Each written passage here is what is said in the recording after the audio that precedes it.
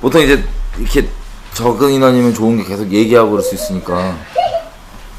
예. 낮에 사실 이렇게 좀 얘기를 잠깐 들었는데 되게 슬픈 게 어느 지역 어디에 있어도 거의 뭐 다는 아니지 거의 비슷하게 좀 우리 뭐랄까 좀 예수의 이름으로 모인 무리들 교회들의 어떤 모양이나 이런 것들이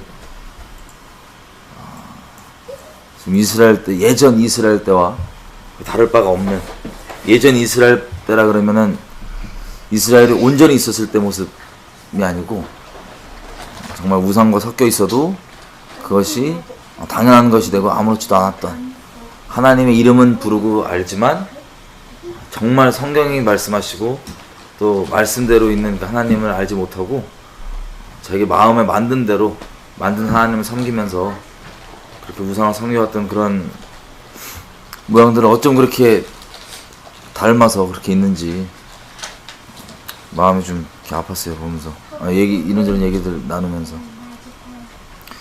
어쨌든 그 시대는 그렇지만 항상 하나님께서 정말 거룩한 뿌리들 그루터기들 남겨주시고 계속해서 신앙의 유업들이 이어가게 하시는데 주님 오실 때 가까운 이때에 우리가 뭐 주님 앞에 온전히 서서 세상과 흐름 또 주변에 어떤 문화와 어떤 모양으로 가는지와 상관없이 불변하시고 영원하신 말씀 그 자체이신 하나님 말씀 안에서 좀 우리가 분명히 보면서 하나님께 좀 섰으면 좋겠어요.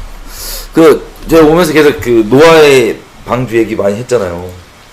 노아의 방주가 사실 예수님도 말씀하신 것처럼 오늘 예수님 오실 때가 노아의 때와 같다고 하셨거든요.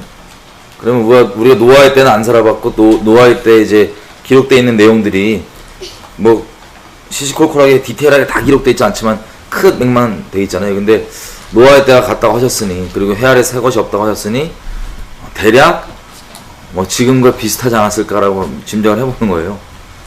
노아 8식구만 방주에 탔지만 그래도 아담 집안이 그래도 나름 하나님 섬기는 집안이고 하나님 아예 모르지 않았을 텐데 지금도 어쩌면 그게 비슷할 수도 있겠다는 좀 생각이 들었어요. 말씀 좀 볼까요? 저희 창세기 6장에 보면 6장부터 7장 뭐 쭉 이제 노아 얘기가 나오잖아요. 여기 보면 노아의 이제 잘 아시는 대로 하나님이 홍수가 이제 오니까 노아가 방주를 지으라고 명령을 하는데 자 여기 특징이라는 말씀 6장 22절입니다. 영어로 한번 읽어주세요. 영어로. Noah did everything just as God commanded him. 노아가 그와 같이 하되 하나님이 자기에게 명하신 대로 다 준행하였더라. 자 이거 사실 하나님이 명하신 대로 다 준행하였더라. 이게 노아가 이제 한 거잖아요. 그 시대 때 이게 하나님께서 의롭게 보신 사람의 열매인 거예요. 하나님이 의인으로 보고 그리고 하나님과 6장에 보면은 9절에 이렇게 돼 있어요. 8절부터 노아는 여호와께 은혜를 입었더라. 그리고 노아의 행적은 이러하니라. 노아는 의인이요 당세의 완전한 자라. 그가 하나님과 동행하였으며 라고 되어 있는데 하나님께서 의인을 여기는 것 당연히 하나님에 대한 믿음이 있는 거죠. 그리고 그 믿음이 온전하고 또 그가 하나님과 동행하였다고 되어 있는데 그러니까 믿음이 있고 온전한 믿음이 있고 하나님과 동행하고 하나님 앞에 의인인 사람에 나오는 열매가 뭐냐면 우리 읽었던 대로 22절에 하나님께 명하신 대로 순종하는 거예요. 근데 이게 뭐가 중요하냐면 하나님께로 명하신 대로 순종 안 하고 비슷하게 순종하는 사람들은 엄청 많아요. 근데 하나님께서 명하신 대로 순종하는 게 중요합니다. 자, 또 7장의 5절도 보면 이렇게 돼 있어요. 노아가 여호와께서 자기에게 명하신 대로 다 준행하였더라. 7장 16절에도 보면 하나님이 그에게 명하신 대로 들어가매 여호와께서 그 문을 닫아 넣으셨으니. 자, 이렇게 하나님께서 말씀하신 대로 이것들 노아가 다 순종하였고 그 결말이 뭐냐면 노아를 방주에 넣고 문을 닫으신 거예요. 자, 우리가 이제 이스라엘 보면 사사기 때도 많이 나오고 그러지만 이스라엘이 하나님을 계속 섬겼거든요. 자기 생각에는 계속 섬겼고 그것도 열심으로 잘 섬겼어요. 뭐 이스라엘 전체 말라기서까지 쭉 이어가서 포함해 보면, 그리고 이 예수님 계셨을 때 복음서에도 보면 이스라엘 사람들 전부 다 자기 딴에는 열심히 있고 하나님을 잘 섬기고 잘 순종하고 있다고 착각을 했던 게, 무섭게도 뭐냐면 하나님께서 말씀하신 대로 그 말씀에 순종하는 게 아니고 자기 딴에 나름 순종으로 간 거예요. 대표적인 예가 사울인데, 사무엘상 한번 가볼게요. 사무엘상 15장 가보면, 자, 하나님께서 사울에게 말씀하실 때, 물론 사울도 예언도 하고 그랬기 때문에 직접 하나님과 교제도 당연히 있어요. 이게 되게 중요합니다. 교제가 없지 않아요. 사울 왕이 하나님이 직접 세웠고, 그리고 실제 겸손했습니다.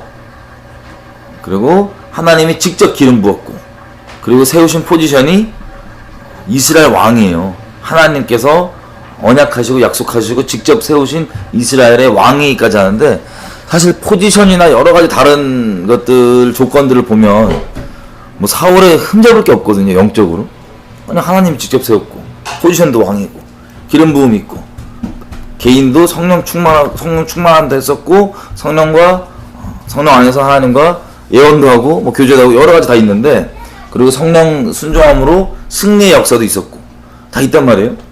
근데 중요한 게 뭐냐면, 그게 계속해서 마치 노아처럼 하나님께 순복하고 말씀하신 대로 준행했던 게 아니고 중간에 하나님을 저버렸어요. 자, 우리 요즘 시대에 보면 많은 분들이 하나님의 은혜도 체험하고 은사도 있고 뭐 예언도 하고 하나님과의 승리의 간증도 있고 다 있는데, 그것 자체가 너무 좋은 거지만 그 자체가 내가 하나님을 떠나지 않았다는 보장이 될 수는 없는 거예요. 이게 참 무서운 건데, 그리고 이제 크게는 사울이 개인적으로 하나님과 관계도 있지만 크게 하나님께서 명하시는 내용들이 사무엘을 통해서 왔던 것들이 몇 개 있어요. 큰 것들이. 이제 13장에 보면 잘 아는 대로 제사 사무엘이 내가 갈 때까지 드리지 말라고 한 게 명령이었는데 그거를 어겼죠. 네.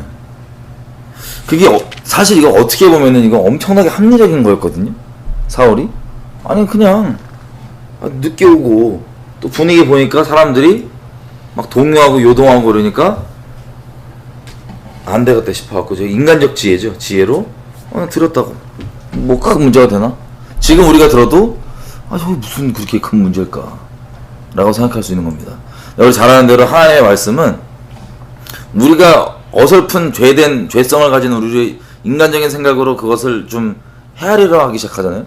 그게 뭐 좋다 나쁘다 뭐 괜찮다 안 좋다 헤아리기 시작하면 사실 뭐 아까도 말씀하셨는데 그때부터 우리가 엄청난 착각을 할 수 있어요. 예를 들면 선악과 먹는 게 그게 뭐가 큰 잘못이 우리 기준에 보면, 아니 과일 하나 있는 거 그거 하나 그냥 먹는데 그거 가지고 사실 하나님께 분리가 되고 낙원인 에덴에서 쫓겨나고, 영적으로 얘기하면 사실 그게 지옥 갈 죄인 건데, 아니 과일 하나 먹는 게 뭐가 그 큰 대수라고 우리 생각엔 그렇단 말이에요. 그죠?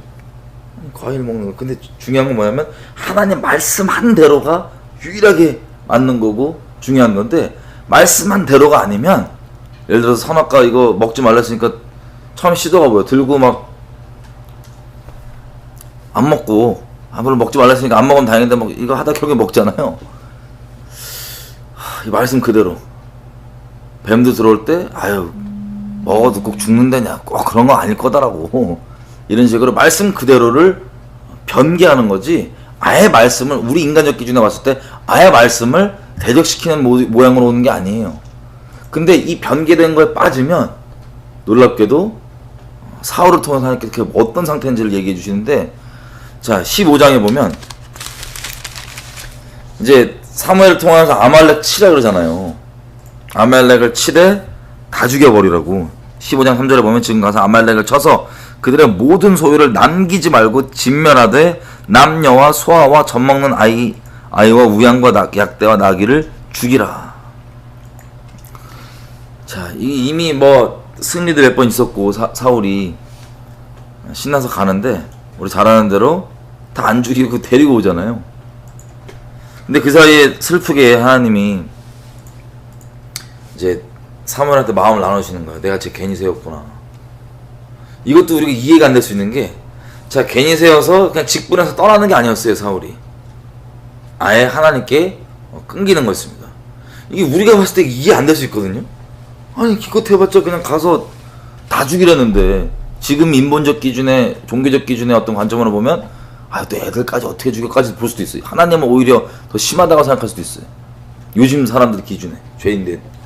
근데 가서 다 진멸하라는 건데 안 죽이고 좋은 거 남겨가지고 오고 막 그랬잖아요. 그럼 이게 엄청 합리적인데, 이게 사울 스스로 생각했을 때 자기가 절대로 하나님께 순종 안 한 게 아니야. 순종은 잘했어. 하나님도 만족하고 사람도 만족하게 했다라는 고 착각할 정도로 소위 인간적으로 지혜롭게 했다고도 볼 수 있어요. 지금 기준에 보면. 근데 이게 하나님께서 근심하시면서 이제 내가 쟤 세운 걸 후회한다고 사무엘이 밤새도록 기도해 주잖아요. 그러고 왔는데 이제 책망을 합니다.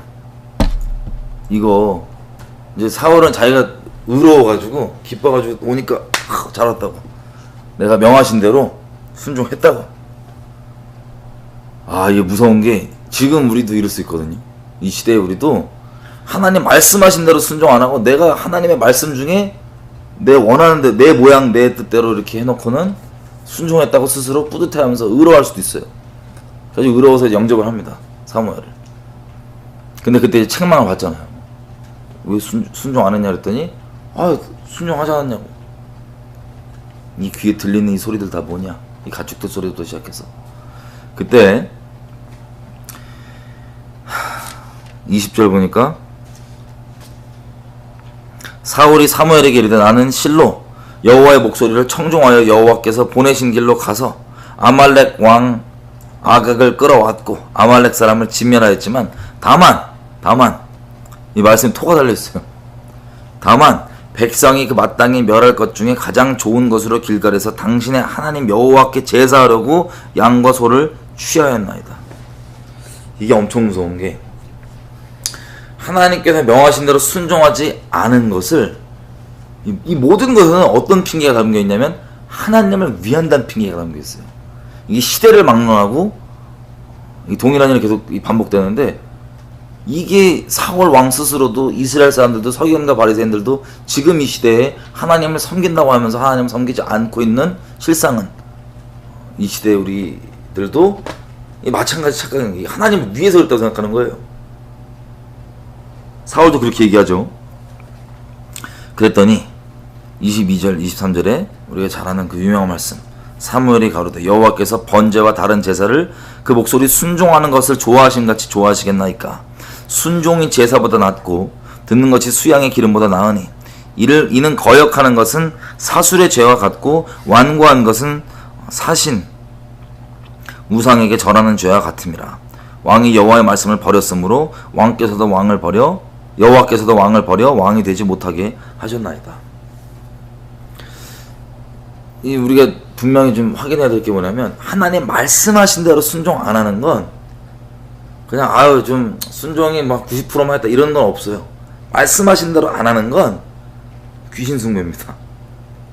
선악과, 우리가 봤을 때 선악과에 뭐가 문제야, 다 어떻게 다 죽여, 이런 거는 우리 생각이고, 선악과를 먹었으면 혹은 시키신 대로 안 했으면, 말씀하신 대로 준행하지 않았으면 다 했는데 조금 아쉬운 게 아니고 귀신 숭배한 거예요. 이거를 우리가 분명히 하지 않으면 이 시대에 우리 스스로도 속습니다. 왜냐면 노아의 때와 같다고 했는데, 노아도 왜 의인인 열매가 어떻게 확인됐냐? 하나님과의 믿음에 서 있고 동행하는 게 말씀하신 대로 하는 거예요. 노아의 때 우리가 안 살아서 알겠지만 뭐 여러 가지 그 당시 때 이야기들 들어보면은 추정을 해볼 수 있는데, 그게 사실은 황당한 거거든요. 어떻게 보면 사람의 관점에서 이게 황당한 건데, 그거를 말씀하신 대로 준행한다. 그러면 노아도 당연히 조롱받았을 거고, 사람이 이해를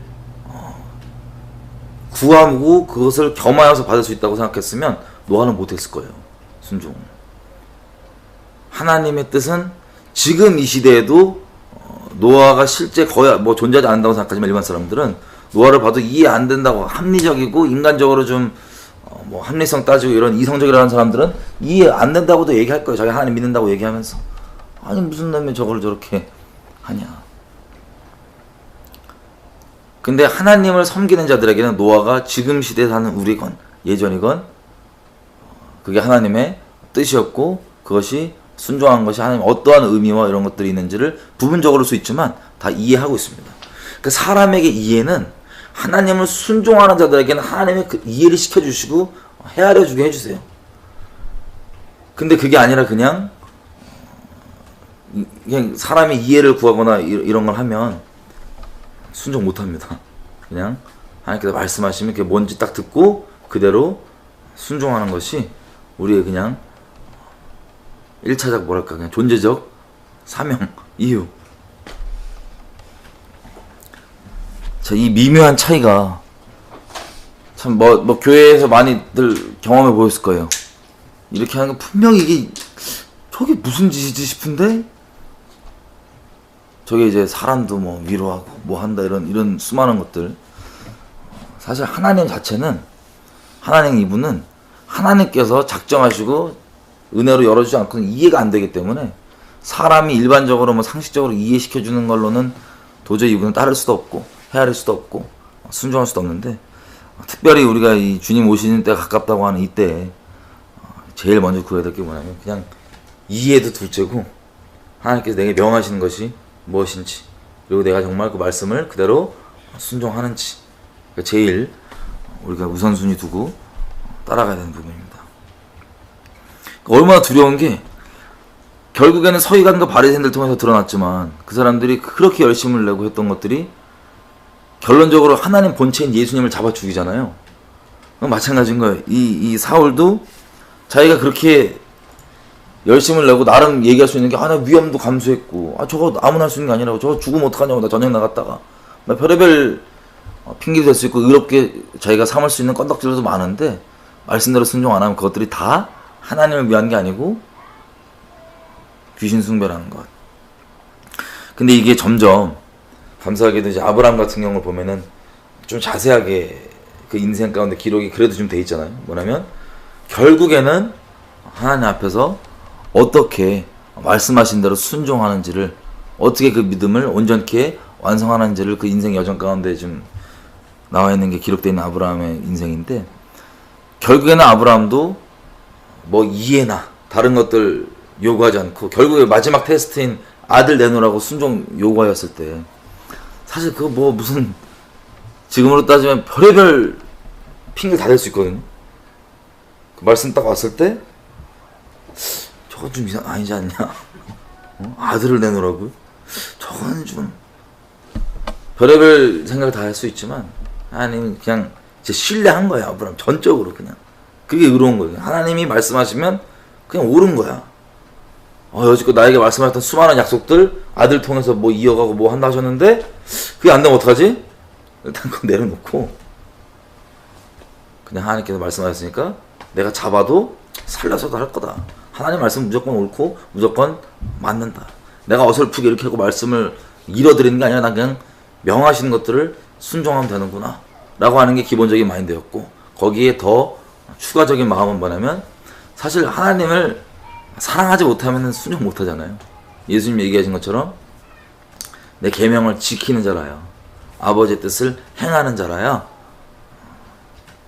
나를 사랑하는 자니 라고 되어 있는데 산상수훈에도 참 무서운 게 이 예수님 앞에 이제 하나님 앞에 나아갔을 때 주여 주여 많은 사람들이 그날에 와서 천국에 들어오려고 하는데 못 들어가는 게 다른 게 아닌 거예요. 여지껏 사역도 다 하고 그러니까 사울 왕과 똑같은 거예요. 본인 스스로 여러 가지 일을 했다고 생각할 수 있고 실제 그게 남에게 도움이 될 수도 있습니다. 뭐 이 사울 왕이 이렇게 끌고 와서 거기 나 진짜 뭐 가축도 갖고 와서 재단도 생기고 나 도움이 됐다라고 간증도 할 수 있어요. 나름 이스라엘 백성들이. 근데 그거는 별개의 문제로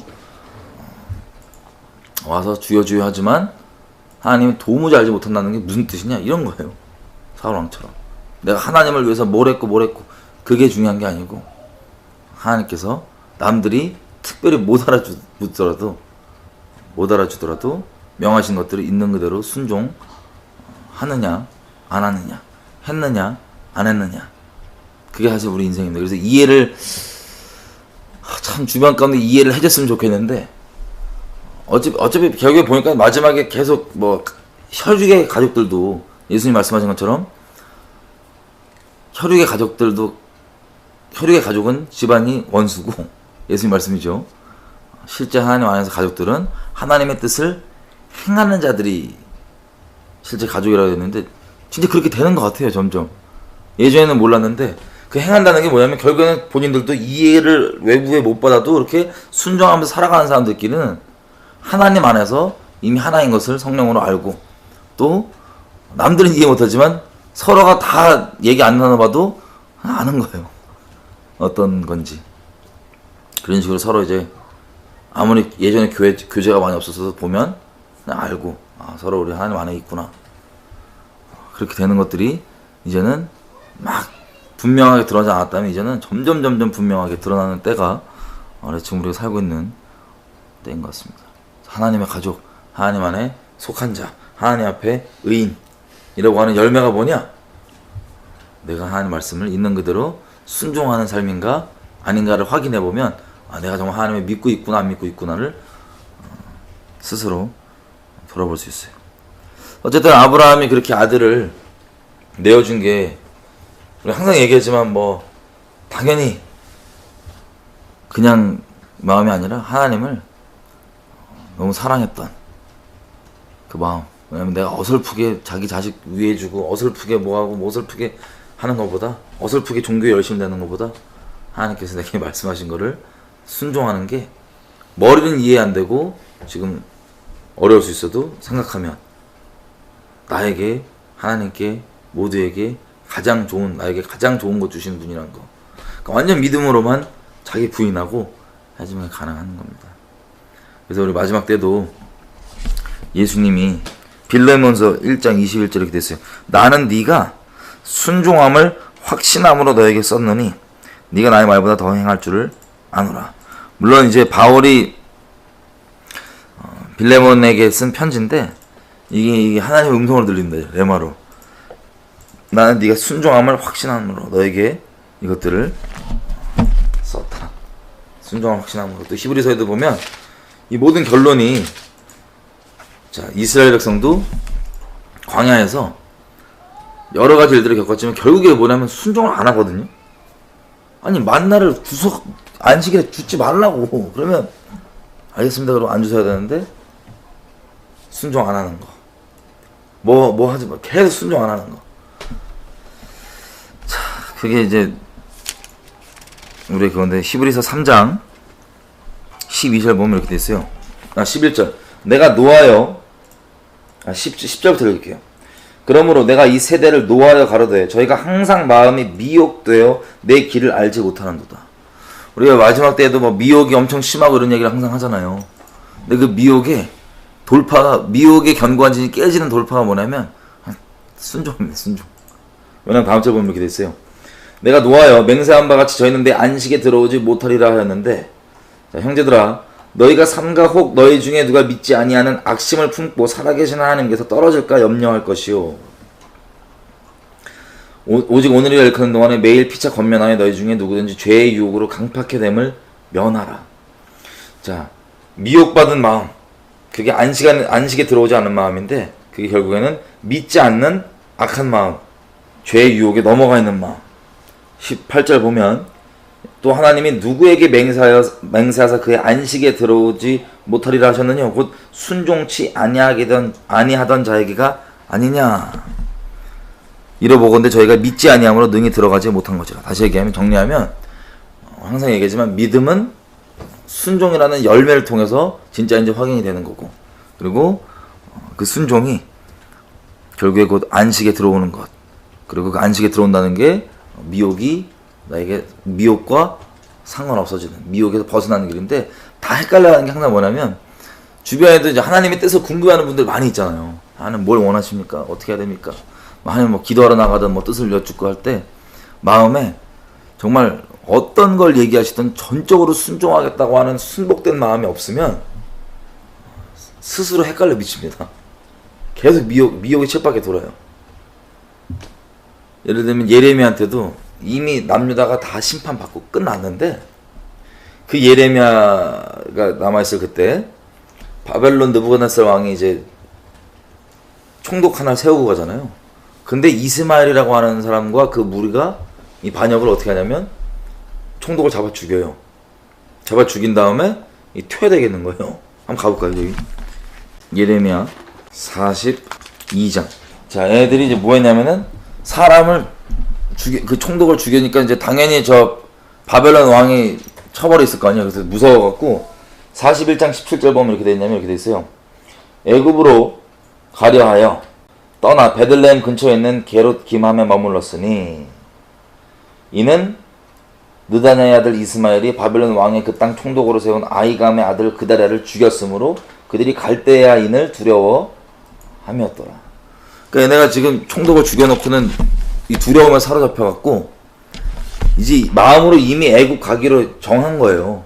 마음으로.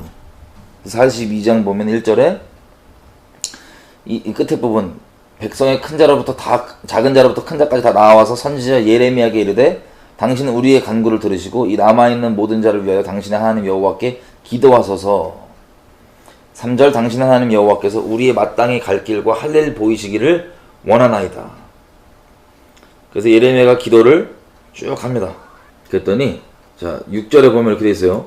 예레미야에게 기도를 부탁하고 하나님께 뭐라고 했는지 물어보고 하는 말이 우리가 당신을 우리 하나님 여호와께 보내면 그의 목소리가 우리에게 좋고 좋지 아니함을 물론하고 청종하려 함이라. 우리가 우리 하나님 여호와의 목소리를 청종하면 우리에게 복이 있으리다. 제가 이 부분 볼 때마다 항상 두려운 마음이 드는 게 뭐냐면 얘네들이 이렇게 얘기하는 거예요. 마음에는 이미 이 총독 죽여서 그것 때문에 자기 큰일 나겠다고 싶은 마음이 있고 그래서 이미 애굽을 가야겠다라는 마음을 정해놓고 예레미야에게는 가서 물어봐 달라. 그리고 뭐라고까지 얘기하면 본인들이 항상 들어왔던 지식적 교리대로 좋은 뜻이든 아닌 뜻이든 난 무조건 순종하겠다까지 얘기를 해요. 그러니까 이렇게 고백하고 그런 교리가 있고 그렇게 해야 된다는 거 아는 것까지가 중요하지 않고 실제 마음이 어떠냐가 제일 중요한데 하나님 앞에 순종하는데 얘는 이미 마음 정해놨고 자기 하나님의 두려운 게 아니라 갈대아 사람이 두려운 거예요. 자기가 잘못했으면 하나님 남아라면 남아서 죽든지 뭐 처벌을 받든지 이런 마음이 아니라 이 두 가지가 마음 정해놓고 하나님이 아닌 다른 것을 두려워하는 마음이 있고 그래도 여쭤보는 게 결국에 뭘 얘기하는 거냐면 이게 에스겔서 14장 이전부터 13장 뭐 나오면서 뭐라고 얘기하냐면 에스겔서에서도 이스라엘 백성이 항상 그 당시 때 어떤 마음이냐면 선지자라는 사람 물으러 나올 때 이미 마음에다 정해져 있어요. 그냥 그걸 하나님 뭐라고 얘기하시냐면 우상을 마음에 가지고 물으러 오는 자를 책망한다고 얘기하는데 이미 마음에 정해져 있어요. 그래놓고 물어보고 자기가 원하는 대답 나오면 좋은 거고 아니면 여기서 42장에 나오는 이 꼴이 그대로 납니다. 어떻게 되냐? 자, 말씀이 임합니다. 자, 42장 10절 이렇게 됐어요. 너희가 그 땅에 여전히 거하면 내가 너희를 세우고 헐지 아니하며 너희를 심고 뽑지 아니하리니 이는 내가 너희에게 내린 재앙에 대하여 뜻을 돌이킴이니라. 와, 이게 되게 감사한 말씀인데 그냥 너 있어도 된다고 너 그것 때문에 처벌 안 받게 하겠다고 라고 죄사함의 보장까지도 딱 허락해 줬는데 그리고 11절 이렇게 돼요. 그래서 이제 분명히 여기서 요구하는 게 있어요. 뭐냐? 나 여호와가 말하노라 너희는 그 두려워하는 바벨론 왕을 두려워하지 말아라. 하나님의 다른 것 두려워하는 것들을 돌이키고 하나님만 경외하면 되는데 두려워하지 말아라. 내가 너희와 함께하여 너희를 구원하며 그의 손에서 너희를 건지리니 두려워 말라. 내가 너희를 긍휼히 여기리니 그로도 너희를 긍휼히 여기게 하여 너희를 너희 본향으로 돌려보내게 하리라 하셨느니라. 이렇게 했는데 어떻게 됩니까? 얘들이 말을 아예 제껴버립니다. 그리고 불순종하면 어떻게 될지가 이제 13절부터 쭉 나오거든요. 43장 1절에 보면 다 얘기하니까 이걸 듣고 2절 호사야의 아들 아사랴와 가랴의 아들 요하난과 및 모든 교만한 자가 예레미야에게 말하여 가로되 네가 거짓을 말한도다. 우리 하나님 여호와께서는 너희는 애굽에 거하려고 그리로 가지 말라고 너를 보내어 말하게 하지 아니하셨느니라. 이는 네리아의 아들 바룩이 너를 꼬드겨서 우리를 대적하여 갈대아인의 손에 붙여 죽이며 바벨론으로 잡아가게 하려 함이니라.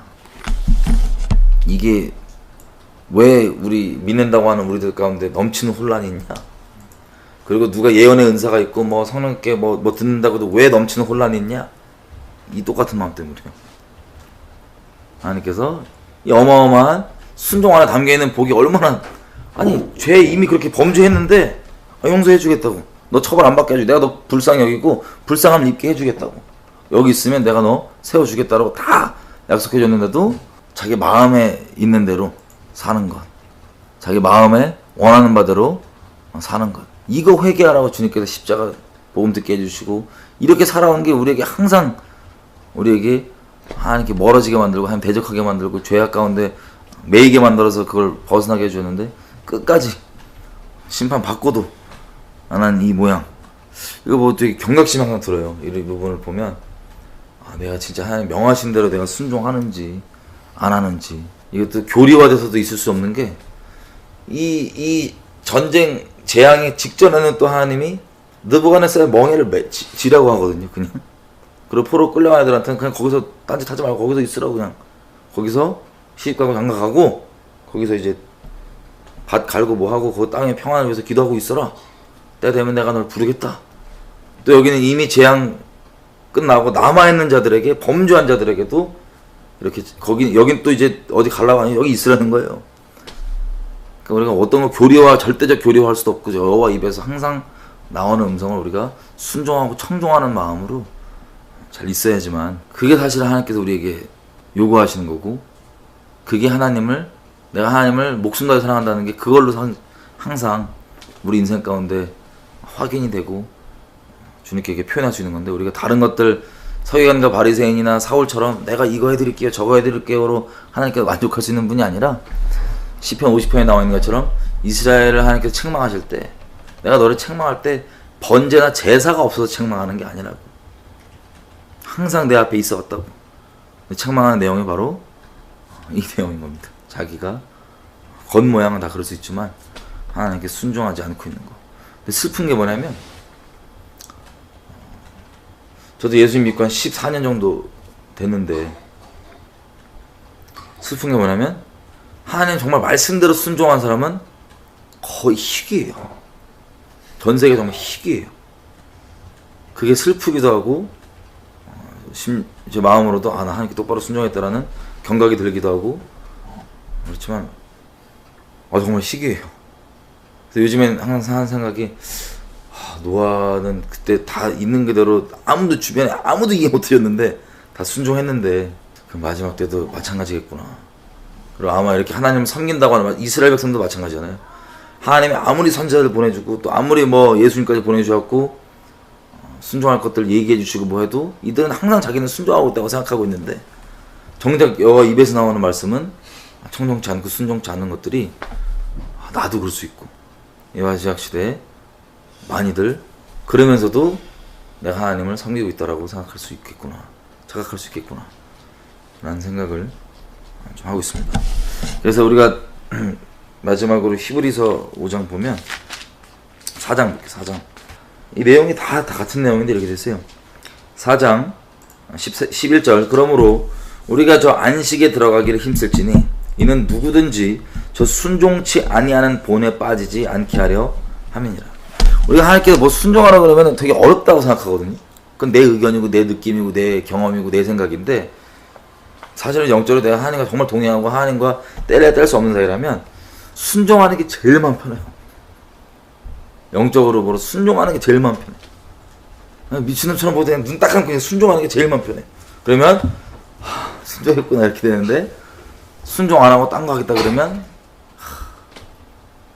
부자 청년도 마찬가지죠. 우리 부자 청년이 자기 딴에는 기록되어 있는 계명을 다 지키겠다고 다 어렸을 때부터 그 계명 지켜왔는데, 딱 영생을 얻기 위한 방법 물어봤을 때 나오는 하나님의 여호와 입에서 나온 말씀이 뭐냐면, 네가 한 가지 부족한 게 있는데 가난한 자에게 네 재산 다 팔고 나를 따라와라 그랬을 때, 거기엔 또 순종이 안 되거든요. 보면 되게 두려운 마음이 좀 들어요. 많은 무리들이 마치 이스라엘 때처럼 그 겉으로 볼 때 그게 뭐가 티가 나겠냐고. 제자들도 놀랬잖아요. 예수님이 예수님 제자들도. 아니 저 사람이 지금 눈앞에서 하나님의 음성을 청정치 않는데 겉으로 외모로 봤을 때는 이걸 누가 하나님과 상관없는 사람으로 보겠어요. 근데 이 시대에도 마찬가지로 겉으로 볼 땐 당연히 다 하나님의 사람이고 흠잡을 수 없는 그런 사람으로 보일 수 있어도 정작 하나님을 순종하지 않을 수 있다. 정말 외모로도 못 보고 그리고 남이 어떠냐 저쩌냐 이전에 내가 정말 하나님 앞에 순종하면서 살아가야 되는구나. 그 부자 청년도 근심 엄청 하잖아요. 그리고 떠나가는데 이 두 개, 그 부자 청년에 대한 기록이 없잖아요. 이 히브리서에서 읽었던 그 다음 절 말씀이 뭐라고 되냐 이렇게 됐어요. 하나님의 말씀은 12절입니다. 4장 12절. 하나님의 말씀은 살아있고 운동력이 있어서 좌우에 날선 어떤 검보다도 예리하여 혼과 영과 및 관절과 골수를 찔러 쪼개기까지 하면서 또 마음의 생각과 뜻을 감찰하나니. 그리고 13절 마지막 부분 그 하나님 눈앞에 벌거벗은 것 같이 다 모든 만물이 다 드러난다고. 우리 마음을 포함해서 그렇게 얘기합니다. 그러면 봐봐요. 우리 부자 청년 한번 상상을 해보면 아니 분명히 와서 이렇게 있다가 자기 예수님께 물어봤더니 그 얘기를 들었을 때 자기 중심에 자기 만문 섬기는 거 하나가 남들은 몰라도 본인은 딱 알게 된 거예요. 충격이었을 거예요. 내가 만문을 섬기는구나. 자 아까 얘기했잖아요. 거기까지 조명도 됐다니까요. 성령께서 조명까지도 해주시고 기회까지도 주시는데 조명까지 받고 기회까지 받은 다음에 거기까지만 간증하는 건 많아요. 조명해 주셨다고 감사한데 조명해 주셨는데 그 결론을 사울 왕처럼 있는 그대로 순종하지 않고 우리 원하는 대로 멋대로 했느냐 아니면 있는 그대로 순종했느냐가 우리에게 가장 중요한 간증입니다. 근데 참고로 말씀드리면 있는 그대로 순종하면 사람에게 칭찬을 받거나 이해를 받는 건 일단 마음을 정리하시는 게 좋습니다. 깔끔합니다. 그걸 이해하는 사람이라면 있는 그대로 순종하는데 그걸 이해해주고 환영하는 사람이라면 그 사람도 그런 사람일 거예요. 그 사람도 하나님을 있는 그대로 순종하는 하나님 안에 속해 있는 사람일 거예요. 그게 아니고선 일부러 숫자를 작게 하시는 것 같지 않지만 시대 슬프게도 하나님께 속한 사람이 많지 않은 것 같아. 참 슬픈데 거의 한마디로 이해할 사람이 없다는 겁니다. 노아의 때처럼. 그래서 이 부자 청년 생각해보면 기록에는 없지만 조명이 됐잖아요. 그 다음에 얼마나 이 사람이 힘들었을까. 순종하지 않은 게 얼마나 힘든데 본인이 이제 안단 말이에요. 아니 이거 내 중심에 우상인 게 확 드러났는데 이 두 가지가 있어요. 결정이 기록이 안 돼 있지만 우리가 아는 걸로 두 가지. 이 사람은 순종을 반드시 씨름할 수 있죠. 근데 이거를 결론적으로 만몬을 버리고 예수님을 쫓든지 아니면 이걸 놓기 싫으면 그 다음부터 어떻게 미혹되냐. 이 진리가 찔리고 먼저 아는데 그 다음에 이 사람이 회개 안 했잖아요. 그러면 예수를 대적하는 사람으로 될 수밖에 없어요. 진리 혹은 예수님을 대적하는 사람으로밖에 될 수가 없어요. 비방을 해야 돼요. 그래야지 본인이 마음이 편안하고 자기의 혼란이 아니라 이것을 합리화로 가라앉혀야 되기 때문에 이 세상에 왜 미혹과 왜 하나님을 섬긴다고 하는 사람들 대적하게 되는지가 샘플로 이렇게 여러 차례 성경에 기록이 되어 있는 겁니다. 이해되시죠? 아까 예레미야한테도 물어봐 놓고 본인이 딱 들어서 순종할 마음이 없으니까 그때부터는 예레미야가 너 거짓 선지자고 거짓말쟁이라고 여기 가는 거예요. 순종할 마음이 없으면 예수 저거는 미혹해 한 자고 호미케 한 자다. 나중에 잡아 죽이기까지. 이게 인류 역사에 무한 반복되어 왔던 패턴입니다. 슬프게도. 그래서 마지막 5장 보면 이렇게 돼 있어요. 5장 7절. 그는 예수님이죠. 육체에 계실 때 자기를 죽음에서 능히 구원하실 이에게 심한 통곡과 눈물로 간구와 소원을 올렸고 그의 경외하심을 인하여 들으심을 얻었느니라. 그가 아들이시라도 받으신 고난으로 순종함을 배워서 온전하게 되었은즉 자기를 순종하는 모든 자에게 영원한 구원의 근원이 되시고. 예수님 혹은 말씀 진리를 순종하는 게 구원인데 구원받은 사람의 이제 표시인데 구원의 근원이 됐다고 했잖아요. 예수님도 사실 십자가 지는 게 쉽지가 않은데 그게 우리에게 샘플로 보여주는 것처럼 아니 만왕의 왕이 지금 되지도 않으면서 피조물 얘네들이 막 잡아 죽이겠다고 하는 걸 다 알고 거룩하신 분이 그 죄를 뒤집어 써야 되는데 사실 억울한 우리 죄인인 우리도 억울한 것 조금만 겪으면 막 진짜 억울하잖아요. 근데 아예 그 죄를 통으로 죄 없으신 분이 뒤집어 쓰고 가는 그 일, 그리고 죽어야 되고 고난받아야 되고 버림받아야 되고 조롱받아야 되고 수치를 겪어야 되는 그 수많은 죄에 대한 대가를 지불해야 되는 일들이 당연히 쉬운 게 아니었는데 소위 우리가 이제 워낙 이 시대와 문화가 하나님 섬긴다고 하는 문화가 이상하게 변질돼 갖고 말씀 그대로 순종하는 게 옳은 게 아니라 이상하게 취급받는 시대잖아요. 그래서 좀 어려운 거나 이런 게처럼 보이는 게 주어지면 하나님 말씀으로 하나님 능히 감당할 것만 허락해 주시고 또 시험조차도 피할 길을 다 내주실 정도로 우리가 감당할 것만 다 허락해 주시는데 우리가 불가능한 거 순종하게 시키시는 거 아니거든요. 신명기 30장 말씀처럼 이 말씀이 네 입에 있고 네 마음에 심히 가까워서 네가 이것을 행할 수 있느니라고 분명히 우리에게 할 수 있는 것들을 여호와 입에서 나오는 말씀들을 말씀해 주고 순종해 주시는데 이 세상 문화에서는 좀 어렵게 보이면 그거 어떻게 그러냐고. 그리고 제가 충격적인 건 서로 불순종한 것들 나누면서 위로를 받아요. 그렇지. 우리가 죄인인데 어떻게 그럴 수 있냐. 너무 충격이었어요. 그거 눈물까지 흘린다니까요, 진짜로. 서로 불순종한 거를 나누면서 위로받는 걸 보고, 와, 이게 심각하다. 난 저 문화에 섞이면 안 되겠다. 왜냐면 감정적으로 감동받았거든요. 눈물까지 흘리면서. 그리고 그 감동받았기 때문에, 주님은 사랑이야. 그리고 순종함으로 결론 내리는 게 아니고, 불순종, 우린 죄인이야. 라고 내리는 게 너무 무섭고 충격적인 거예요. 이해가 되시면 이제 너무 충격적이었고, 이거 다들 이러는구나. 참 슬프죠. 순종이 결론이 되지 않은. 그래서 그냥 서로 불순종하는 게 당연한 걸로 위로받는 거. 워낙 다들 그러니까. 그리고 좀 계시적이다, 뭐 하나님과 교통이 있다고 하는 분들도 하나님께 자기가 뭐라고 얘기하신지까지는 잘 나누는데 결론이 다 순종 안 했다를 나누는 거예요. 너무 충격이었어요. 그게 슬프고 아니 우리가 어떻게 하다 이렇게 됐을까. 그러면서도 그걸 나누면서도 본인은 신령하다고 얘기하는 거예요. 어필을 하는 게 너무 충격이었어요. 나도 그럴 수 있구나. 나도 하나님 순종 안 하고 막 그럴 수 있구나. 더더욱 마음을 하나님 앞에 하나님 나 좀 지켜주시고 내가 하나님께 순종할 수 있도록 도와주십시오. 이 시대의 흐름에 휩쓸리지 않게 해주십시오. 그래서 예수님이 본을 보여준 게 뭐냐면 십자가를 지신 게 우리가 그분 뭐 십자가 지고 따라간다는 게 다른 게 아니라 여러 가지 의미가 있지만 인간적으로 봤을 때도 순종하기 어려워 보일 수 있는 그것도 그리고 힘들어 보일 수 있는 그것도 결론적으로는 기도하면서 정말 이 땀이 핏방울 될 정도로 그렇게 치열한 기도까지 하면서 순종한 걸 우리에게 보여주신 거거든요. 그래도 뒤로 안 물러났다. 뒤로 물러나서 침륜에 빠지지 않고 믿음으로 계속해서 순종하면서 전진했다는 걸 우리에게 샘플로 보여준 건데 우리도 주변에 불순종한 것 때문에 은혜까지 받는 이런 불순종의 모양들을 동질감 느끼고 따라가는 게 아니고 예수님 붙잡고 예수님이 가셨던 그 길을 나도 순종하고 따라가야 되겠다. 나는 이게 하나님의 은혜로 계속 겸비해질 수밖에 없어요. 왜냐면 은혜로 안 붙잡으시면 다 그러니까 하나님께서 은혜를 베풀어 주셔야지 진짜 하나님 붙잡고 계속 순종하고 가지. 그런 시대에 우리가 살고 있습니다. 그래서 다 혼미한 거예요.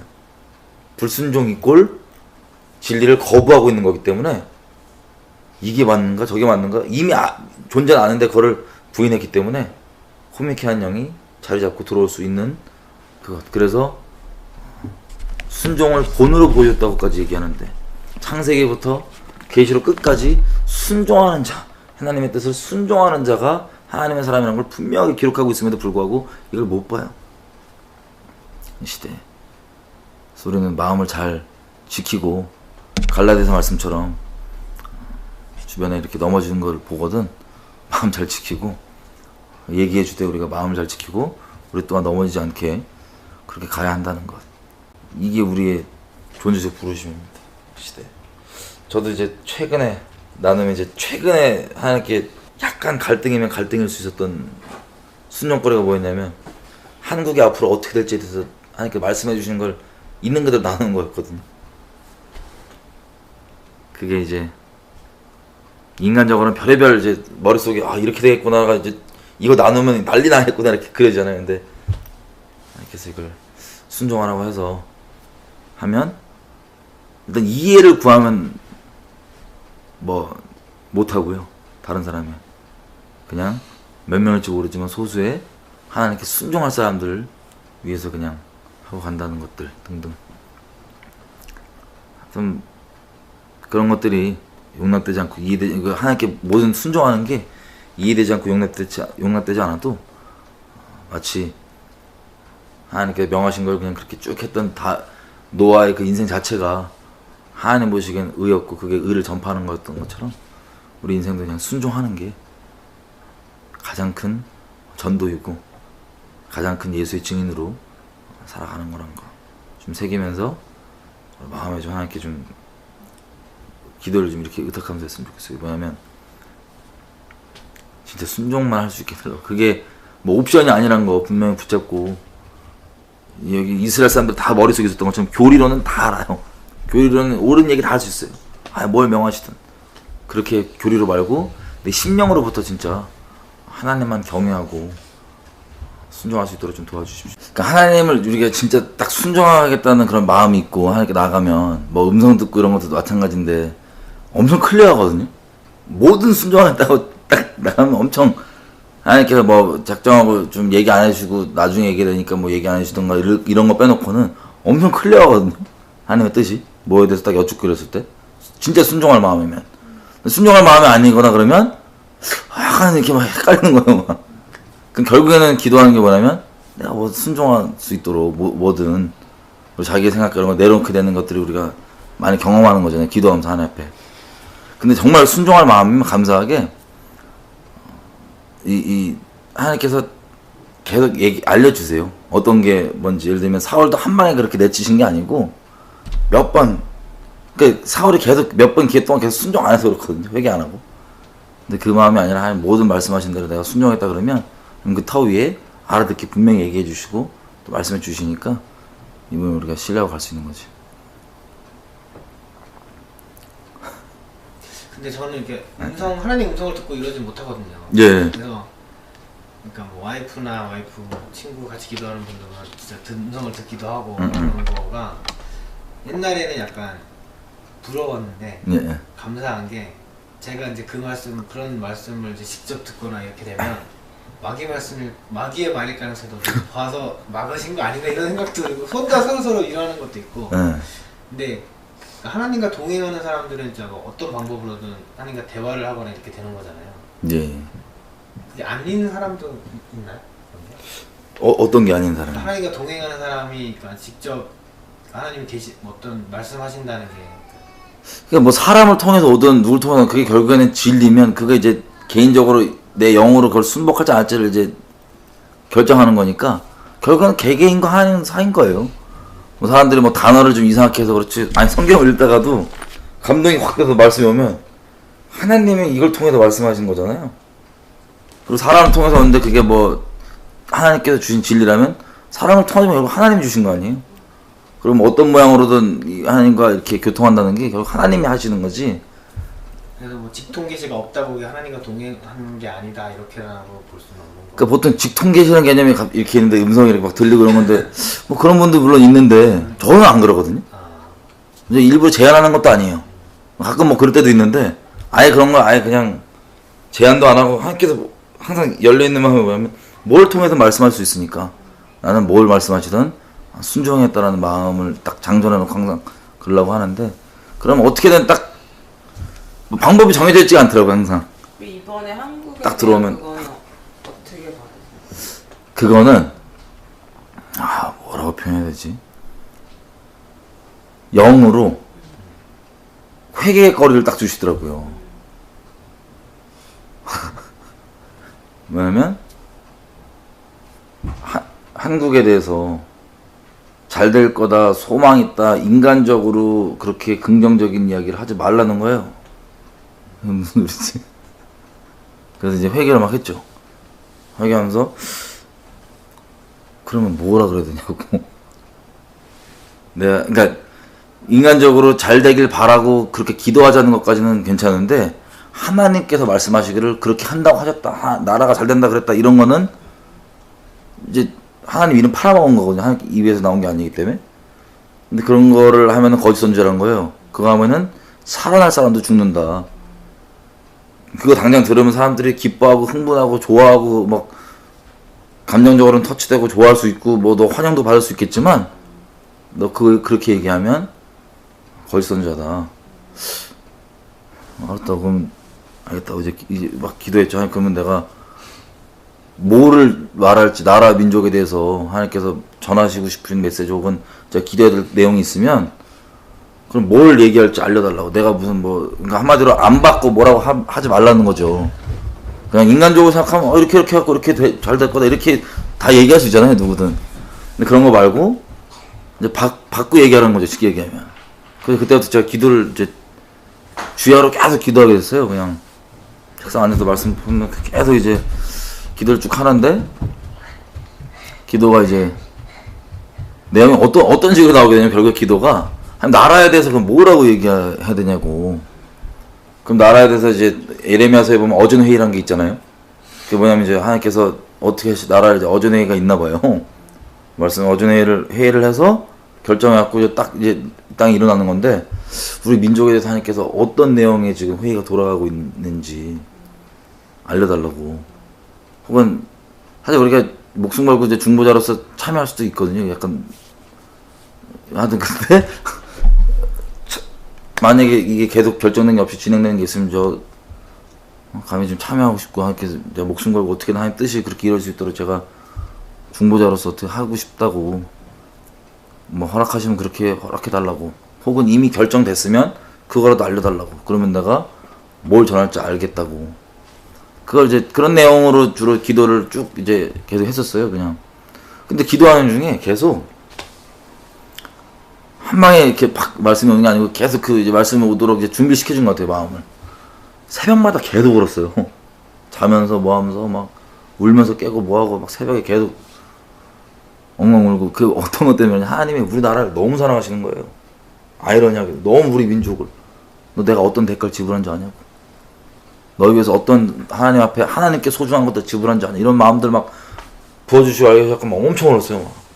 새벽마다 막. 그래가지고 하나님께서 역시 우리나라 우리 민족을 사랑하시는구나. 그리고 쭉 있는데 이제 점점점 이제 하나씩 계속 보면 어떤 게 보이냐면 이제 어떤 내용인지는 없는데 하나님께서 앞으로 어떻게 될지를 저에게 막 알려주신 거예요. 그래서 제가 그 사람들한테 얘기를 했어요. 그랬는데 처음에 제 주변 사람들이 하나님께 온 거라고 받았다가 시간이 점점점 지나니까 그렇게 안 되는 거예요. 그 일들이 일어나지 않는 거예요. 그래서 속으로 이거 하나님께 온 거 아니었네? 이러고 있는데 이들이 마음을 딱 다 풀고 해이해졌을 때 갑자기 한 방에 다 일어나더라고요, 그게. 근데 내가 깨갖고 이게 무슨 뜻, 이 어떤 마음을 내가 준비해야 되는 건지 하여튼 뭔지 모르겠지만 제가 상황에 내가 하나님께서 말씀하시는 것들 내가 순종하겠습니다. 뭐 하겠습니다. 그리고 하루는 막 이런 식으로 계속 하나씩 마음이 이제 하나님께서 주실 말을 담을 수 있도록 마음을 다 걸러주시고 거의 마지막에 뭐였냐면 새벽에 제가 갑자기 깼어요. 또 새벽 깨갖고 이제 기도해야지 이제 방에 들어가서 이제 찬양 켜놓고 하려고 딱 유튜브 틀었는데 우연히 어떤 분 설교가 이렇게 딱 있는 거예요. 설교 내용은 뭐 이렇게 자체는 좀 이렇게 애매한 것도 있었지만 어쨌든 거기서 이제 레마로 들어온 내용이 뭐였냐면 하나님께 명하신 대로만 기도해야 된다. 그래서 맞지, 명하신 대로 기도해야지. 그리고 다니엘서 내용 얘기했는데 이제 21일째 응답이 왔잖아요. 바사군 바사군, 그러니까 바사 지역을 관장하고 있는 정사와 권세 귀신들 얘네가 막아갖고 가불에 이렇게 갖고 21일 만에 온 거. 그런 거 보고 그렇구나. 하나님 명하신 대로 기도해야지. 그리고 이제 쭉 기도하고 그러는데 그날 하나님께서 저 원래 마지막 때 어떻게 되는지 대략은 이제 알고 있으니까 이스라엘은 평화에 이제 정신 팔리거든요. 미혹돼 갖고 이스라엘은 어차피 평화를 워낙 목말라 있기 때문에 내가 메시아를 갈망하는 게 평화 주니까 메시아가 와야지 평화 온다고 생각하고 그렇게 메시아를 갈망하는데 이제 적그리스도가 메시아인 척하고 오죠. 그래서 이스라엘이 적그리스도를 맞이하거든요. 메시아로. 그래서 무장 해제해버려요.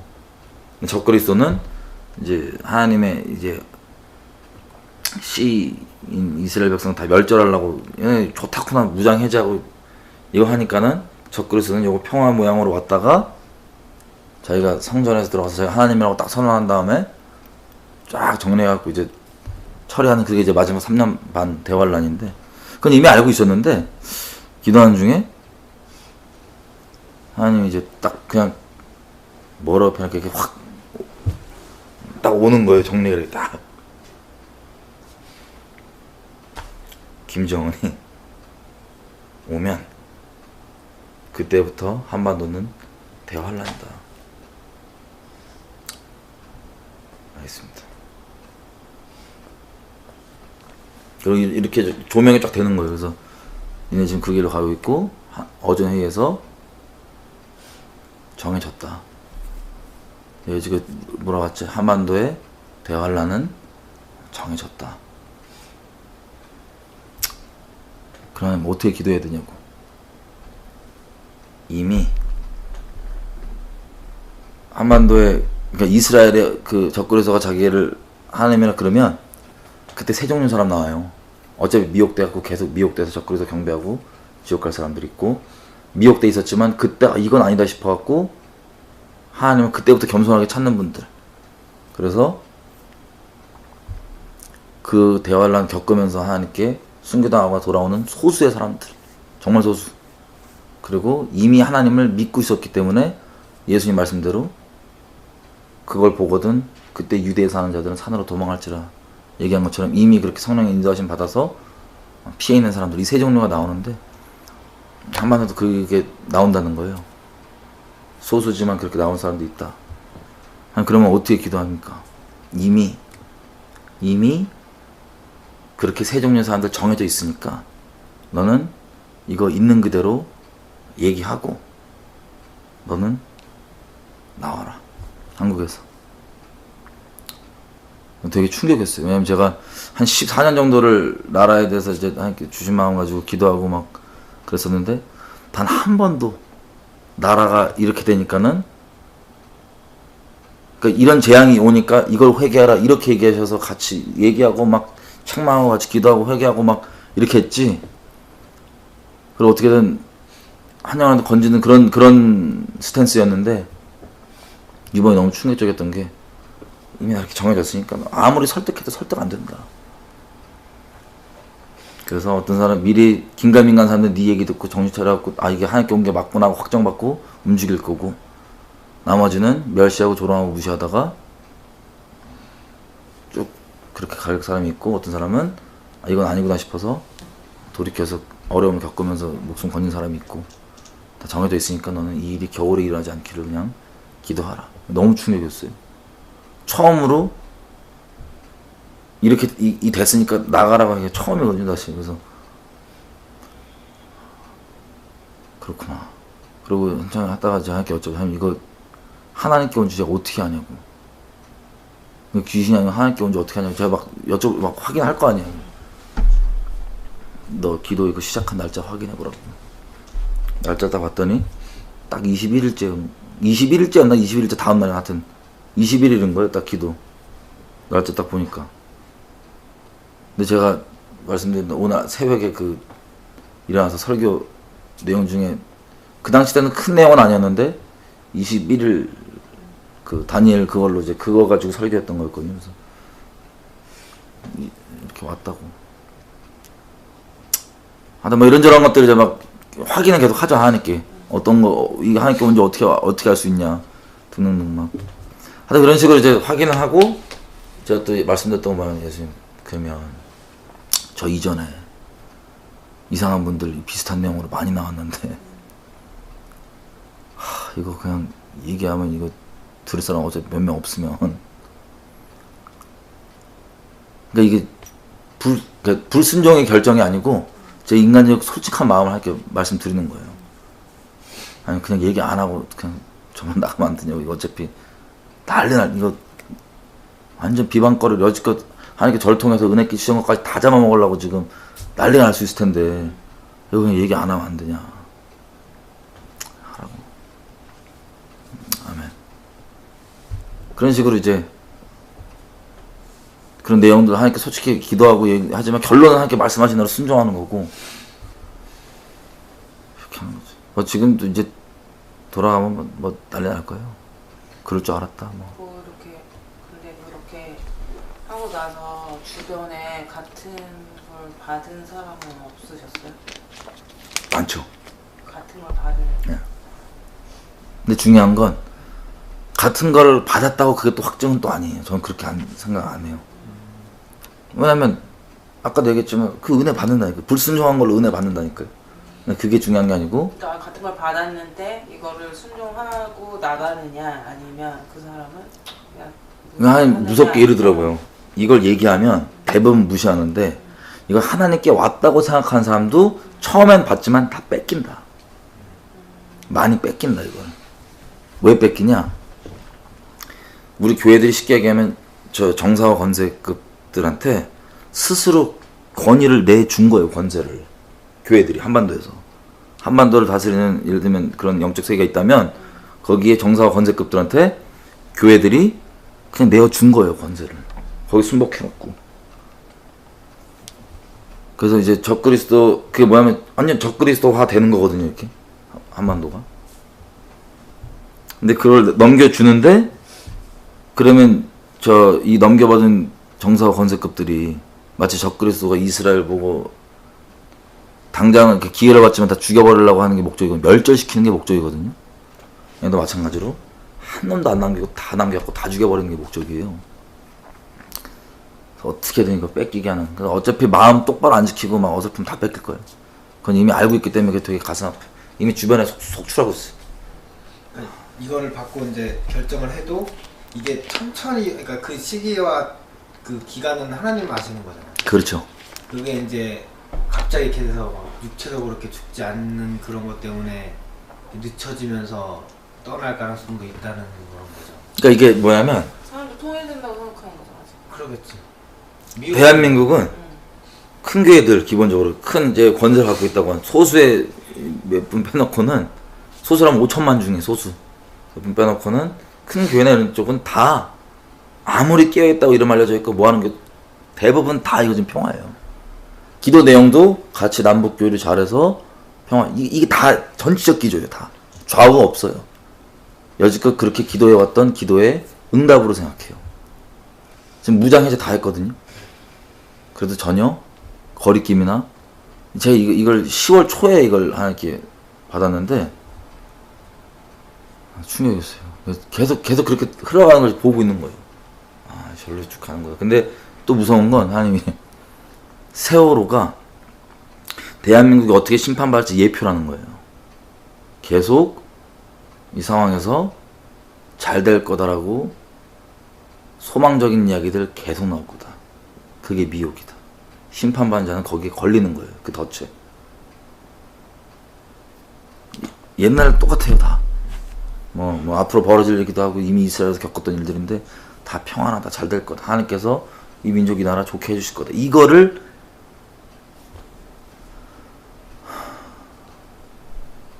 당연히 이제 전 이제 여지껏 있었던 낙인 다 찍히겠죠. 봐봐봐 이제 확증. 저 모든 이단 딱지들 확증을 할 테지만 그건 뭐 상관없고 그냥 이렇게 명하신 거면 그대로 순종하는 게 제일 중요하니까. 그리고 여지껏 벼르고 있던 분들은 이제 난리 날 거. 저 봐라. 그럴 줄 알았다. 저거 뭐. 근데 저도 때는 정확히는 모르고 하나님께서 딱 알려주시는 게 뭐냐면 김정은 오고부터 한반도 어려워진다고 하니 전 그 전에 나가라고 해서 그러면 김정은 오면 무슨 일이 벌어지냐? 바로 전쟁이냐 뭐냐? 그건 모르겠어요. 저도. 하나님 아시. 예. 그리고 얼마나 김정은이 언제 올지도 사실 모르는 거고 그리고 오고 나서 언제 확 될지도 모르는 거고 그리고 한 가지는 어차피 저 처음 예수님 만날 때 이렇게 얘기하셨거든요. 한반도에 핵 떨어지는 걸 제가 살아있을 때 볼 거라 그랬어요.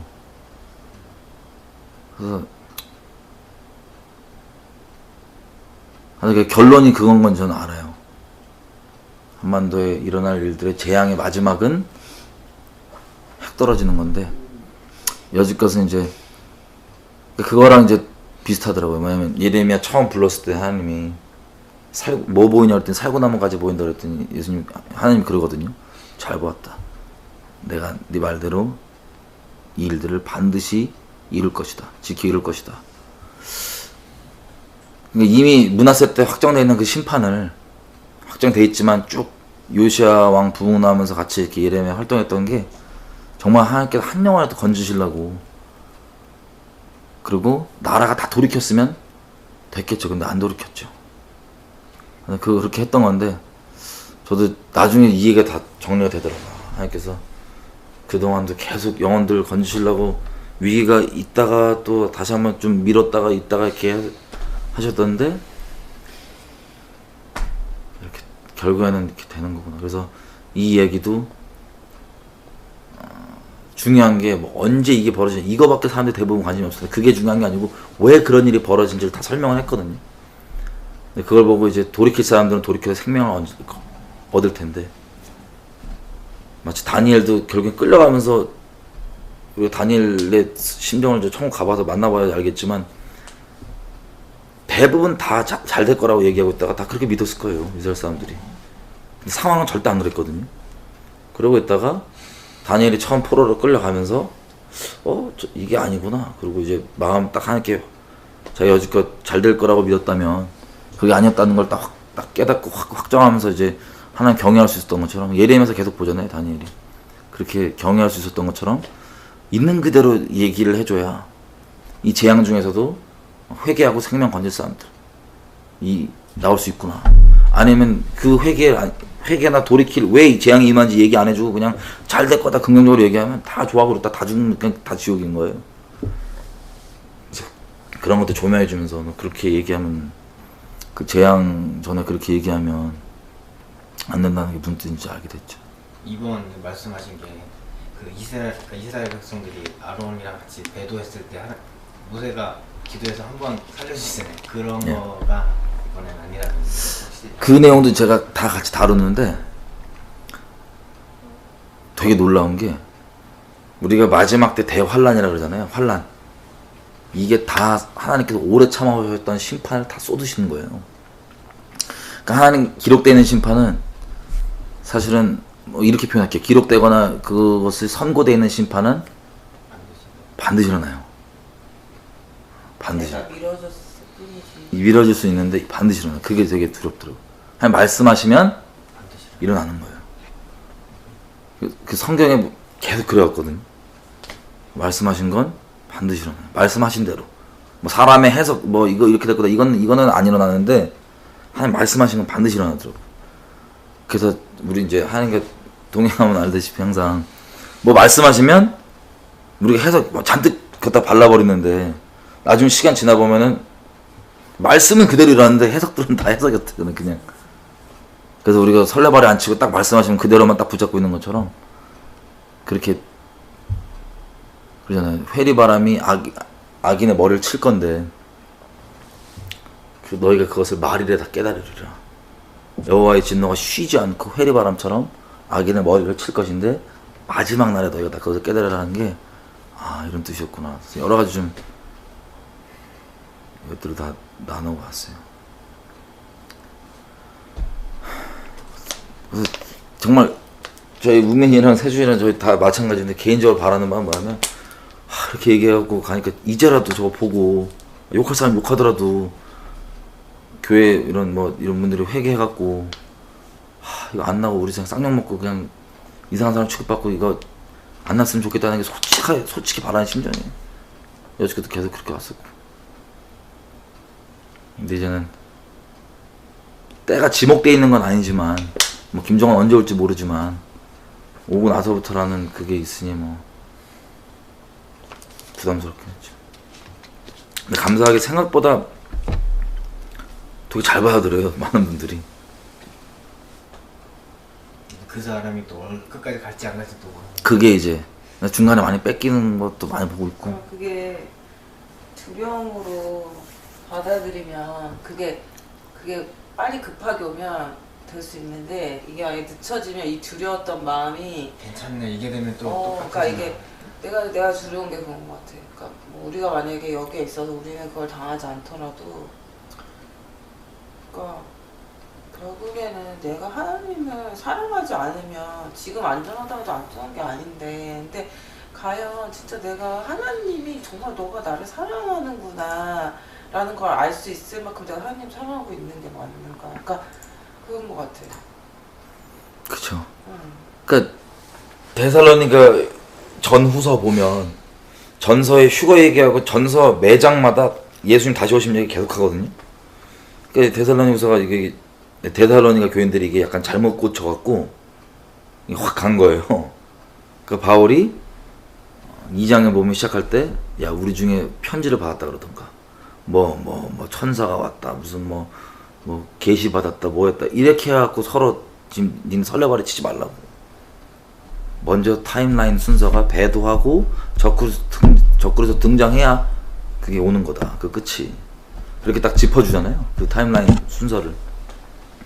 마찬가지로 아무리 하나님께부터 온 게 맞아도 본인들이 정말 십자가 자리에 똑바로 서 있지 않으면 귀신 놀이터 돼요. 진짜 하나님께 온 게 맞아도. 데살로니가 교회 그랬잖아요. 바울이 분명히 하나님 다시 오심에 대해서 성령의 감동으로 하나님의 대언적으로 이걸 썼는데도 불구하고 귀신 놀이터가 된 거예요. 아, 나 꿈꿨다, 나 뭐 환상 봤다, 뭐 했다 난리가 나니까 바울이 타임라인을 정리해 준 건데, 마찬가지로 그러니까 이걸 충분히 다 길게 영상을 있는 그대로 보면 그런 오해가 조금은 덜어질 수 있는데, 또 그거 편집해갖고 그것만 나오겠죠. 그러면 뭐 이상한 소리 막 나갈 텐데, 그건 개개인들의 하나님 인도하심을 맡게 될 수밖에 없고 제가 다 막을 수가 없고, 그렇게 사서에 있는 그대로 계속 순종하는 게 이렇게 보시고 충성된 종이라고 치시겠죠. 그렇게 계속 가야죠. 뭐 그게 작은 거든 크든 계속 순종하면서. 근데 성경에서 보면 그 이삭의 관점에서 보면 네. 그 사건이 이삭에게도 얼마나 큰 사건이었겠어요. 자기가 아버지 손에 죽을 뻔했는데, 근데 아버지는 하나님 명령에 순종한 것밖에 없잖아요. 그래서 근데 그 이후에 이삭의 삶을 보면 아버지로부터 떠났든지 아니면 아버지가 믿는 그 하나님이 싫어서 하나님을 믿지 않았던지 했어야 되는데 그렇진 않잖아요. 보면 그 아들이 그래도 그 아버지의 믿음을 받아서 하나님 따라 살잖아요.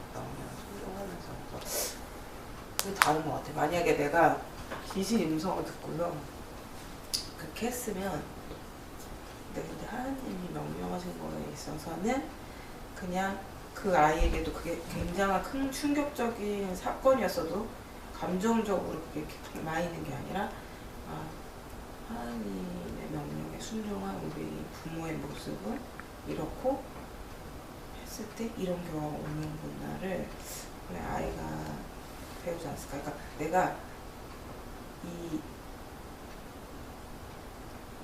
그냥 나는 순종하기만 하면 되는구나. 아이한테 내가 뭐를 이렇게 잘 해주려고 하는 게 아니라. 그러니까. 내가 오히려 생각하면 엄청 인생이 심플해지거든요. 오히려. 그거 있잖아요. 하나님 순종하면 감사하게 따라오는 복 중에 하나가 하나님의 마음을 알게 되는 거예요. 하나님의 마음을. 아브라함도 예수님이 그러잖아요. 아브라함 내 때를 보았다고. 자기 통해서 네가 너의 씨가 모든 열방 모든 민족에게 복의 근원이 된다고 했는데 뭐 그런가 보다 하고 갔다가 아들을 잡았을 때 그때 하나님의 마음이 이제 예수님이 내어주시는 그 아버지의 마음을 그냥 부어준 거 아니에요. 아브라함이. 마찬가지로 지저스 크라이스트 슈퍼스타 이런 건 한국에는 그래도 반기독법은 좀 빼고 이제 들어왔다면서 좀 못 봐서 모르겠어요. 거기 이제 그 예수 역할 맡은 분들이 예수님 많이 믿잖아요. 왜냐면 본인이 그 예수 역할이 이렇게 있다 보니까 그게 부어지니까 알게 되는 건데, 마치 아브라함도 하나님의 마음을 그렇게 하면서 알게 됐던 것처럼 이삭도 엘리엘이라고 사박단이 했겠죠. 막 난리 났겠죠. 왜 다 죽이려고 그러냐 난리 났겠는데, 그때 이제 동일하게 예수님 마음도 뭐 그때건 아니면 후에든 부어졌겠죠. 그래서 이게 하나님께서 우리 가정을 이렇게 어떻게 인류를 구원하실지를 보여주고, 감히 내 인생도 마치 엄마가 폐경이니까 물리적으로는 사실 임신은 안 되는 몸이잖아요. 근데 이 육적으로 불가능한 내가 나와서 그렇게 됐던 것처럼 그런 예수님의 예표적으로 내 인생을 그렇게 삼아주셨구나 하고 오히려 감사한 그런 마음이 있었겠죠. 이미 예수, 그러니까 보니까 성경에 그렇게 기록이 안 돼 있어도 하나님 안에 속한 사람들 예수님 다 봤어요. 뭐 사무엘 다 다윗 다 아브람 다 알아요 예수님을. 다니엘 누구 다. 그게 이제 이미 존재하시는 그분을, 영원히 존재하는 그분을 우리가 계시로 완성돼서 육신으로 오셔서 그때 완전하게 본 것뿐이지 계속 계시는 분이니까 다 봤더라고요. 이삭도 봤겠죠. 아브라함도 봤고 다. 그래서 하나님을 마음 알게 되는 게 복이죠. 순종함 이렇게 하면서 하나님을 더 사랑하게 되고 더 알게 되고, 그게 또 하나님에 대한 사랑은 우리의 표현이기도 하고, 이렇게 막 순종한 사람은 깨소금 터지는데 온 마음으로 전심으로 그 순종에 대한 대가를 아예 그냥 딱 그 결과나 열매를 우리가 생각하는 기대들을 저버리고 계속 그렇게 묵묵히 가야지, 믿음으로. 그러니까 십자가를 이해 못했을 거야 아무도. 누구한테 이해를 구했으면 당연히 제자들도 당연히 십자가 좀 안 된다고 난리치는데 막 이해를 시켜주면 안 되고요. 그냥 하나님 말씀하신 거는 순종을 해버려야 돼요. 그냥 계속. 그러면 나중에 때가 됐을 때 하나님께서 그거에 대해 이해를 주셨을 때 완전 꼬꾸라지게 뒤집어지는 거예요 다. 우리는 순종, 하나님 우리의 행동과 삶들을, 순종한 우리의 삶들을 변호해 주실 때 그게 예수의 참 증인으로서 우리가 드러나고 이제 영혼들에게 하나님의 참으로 증거가 되는 그런 게 저희 이제 예수 증인의 삶이죠. 그렇게 하는 것 같아. 같이 기도할까요? 좀 조명된 대로 하나님 앞에 정말 하나님 우리 평생 가운데 사람들이, 그리고 주변 사람들이, 심지어 친한 분들이, 가족들이 이해 못 해준다 할지라도 하나님 그렇게 묵묵히 순종하며 주님의 증인으로 가기 원합니다. 왜 순종하냐?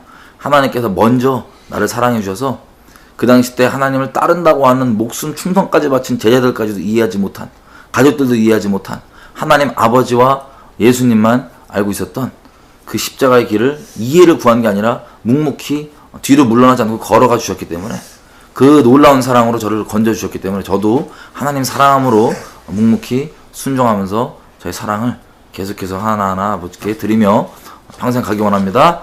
순종하겠습니다. 이렇게 정하면서 성령의 은혜를 좀 구하면서 기도할게요.